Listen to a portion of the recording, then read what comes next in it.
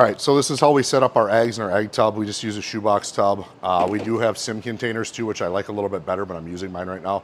And I like those better because it keeps the snakes off of the vermiculite after they hatch. But this works really good too. We did 20 something clutches this way this year.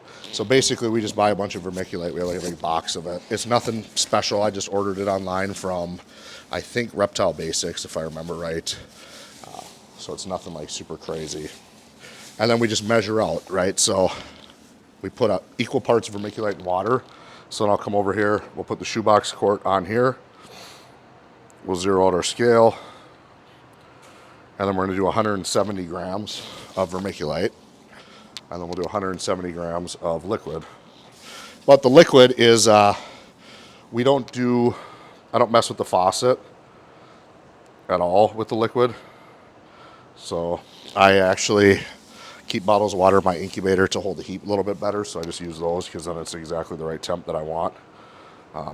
Compared to if I was to run it out of the faucet, it could take a few minutes to get it right. Okay, so that's 170 grams of vermiculite. Now we'll come over here. Now down in the bottom of our incubator is where we keep our bottles of water. So we'll just grab a brand new one here. And we use these just to help hold the heat. There's nothing crazy, it just keeps it more even. So I'll put 170 grams of water in. So we're looking for like 340 grams total. There we go. And then after we get that, we just mix it up. I just like gently mix, make sure I get the corners really good. And honestly, like everyone does this a little bit different, how they incubate their eggs, how they put them on vermiculite. Some people use light diffusers. Some people use sim containers. Some people use ball python egg trays by, I think, Dragon something. But for me, we're not super fancy. They've been doing it in Mother Nature, you know, how they've been doing it for a long time. I'm cool with just putting them right on the vermiculite, and it seems to work really well for us. We only had this year 2 eggs that really didn't go anywhere. And like one was a kinked up snake, which is really unfortunate. And then the other one just failed to thrive, I guess. It just, something was wrong with it internally, so it died. So out of our, well, this will be our 24th clutch, I think. Out of 24, two snakes that had issues that weren't related to the medium. I'll definitely take it. Yeah, so now we'll candle all the eggs, but for that I need Rose's help. All right, so this is how we candle the eggs. Obviously it's like super bright in here, so we shut all the lights off, but you see right up here, that's the embryo. That's what we want to be the top of the egg, so we just mark it with our permanent marker. And then we put it in the egg tray. So then, obviously, like, it would be easier to see with light, but that's basically what the egg looks like inside the egg tray. So then we just grab another one. We have one here. So then there's the embryo again right on top. So we just put marker on there and boom, set it up and do that as many times as we have to.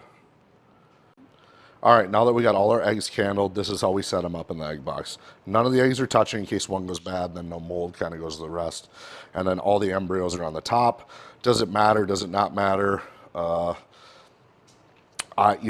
put them up top. I don't really think it really matters though, honestly, because when the female does it, if you're pulling eggs apart and stuff, they're not always on the top. So I don't think they drown or anything like that. But then we use press and seal to put on top of the little shoebox tub here. And that just makes sure that the humidity stays in really nicely and we don't have any issues with the eggs drying out while they're in the incubator. And normally we don't even open this again until I think it's probably close to day like 30, 40, then we give it a little air and then we kind of just make sure no one's molding or nothing like that. Keep an eye on them. But this works really well. I'm going to end up sealing it really tightly. There we go, so that's all pressed and sealed, and then we have these clutch cards that we use.